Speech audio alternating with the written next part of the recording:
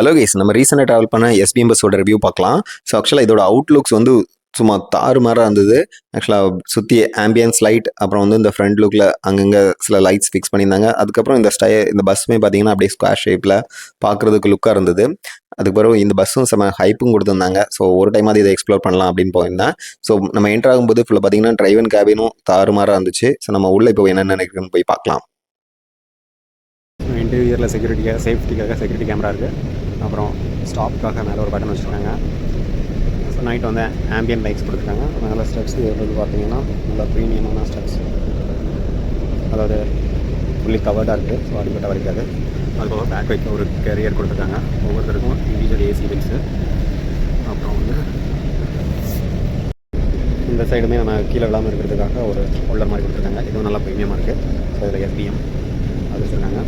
So இது வந்து back side view, emergency exit இருக்குது. ஸோ சேஃப்டி வைஸ் எல்லாமே பக்காவாக இருக்குது. பின்னாடியும் ஒரு கேமரா கொடுத்துருக்காங்க. ஸோ நம்ம இப்போ வந்து உள்ள சீட்ஸோட குஷன்ஸ்லாம் இப்போ பார்க்கலாம். டபுள் சீட்ஸுக்கு தான் புக் பண்ணியிருந்தேன். சிங்கிள் சீட் கொஞ்சம் காஸ்ட்லியாக இருந்ததுனால அது புக் பண்ணியிருந்தேன். ஸோ இதில் வந்து எஸ்பிஎம் லோகோ இங்கேயும் இருக்குது, இதுலேயும் போட்டிருக்காங்க. நம்மளுக்கு கொடுத்துருக்க பெட்ஷீட் இண்டிவிஜுவல் பெட்ஷீட் கொடுத்துருக்காங்க.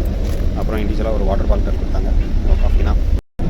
ஸோ வந்து லைட்ஸ் இண்டிவிஜுவல் லைட்ஸ் கொடுத்துருக்காங்க. பட் இப்போ ஏரியாவில் மேபி அங்கே காமன் சுவிட்ச் இருக்கான்னு தெரியல. இப்போ இதே ஏரியாவில் அதுக்கப்புறம் 2 டைப் ஆஃப் ப்ளக் பாயிண்ட் இருக்குது. ஸோ ஒன்று வந்து நார்மல் ப்ளக் பாயிண்ட், அப்புறம் யூஎஸ்பி. ஸோ உங்கள் மொபைல் ஹோல்டரும் இருக்குது. ஸோ இண்டிவிஜுவல் ஏசி வென்ஸ் இது எல்லாமே இருக்குது. இன்டீரியர் இண்டியன்ஸு இதில் கார்னர் செப்பரேட், இன்டீரியர் செப்பரேட் பண்ணுறதுக்காக ஸ்க்ரீன் இருக்குது. ஸோ 2 பேருக்கு நடுவில் செப்பரேஷன் வேணாலும் அதுக்கும் ஸ்க்ரீன் இருக்குது. ஸோ இது வந்து இன்டீரியர். இப்போ வண்டி பார்த்தீங்கன்னா இப்போ கொஞ்சம் ஒரு ரஃப்பான ரோட்டில் தான் போயிட்டுருக்கு. பட் அந்தளவு ரொம்ப பெரிய ஷேக்லாம் இல்லை. இது வந்து பைபாஸ் ரோட்லாம் இல்லை, இன்டீரியர் ரோடு தான்.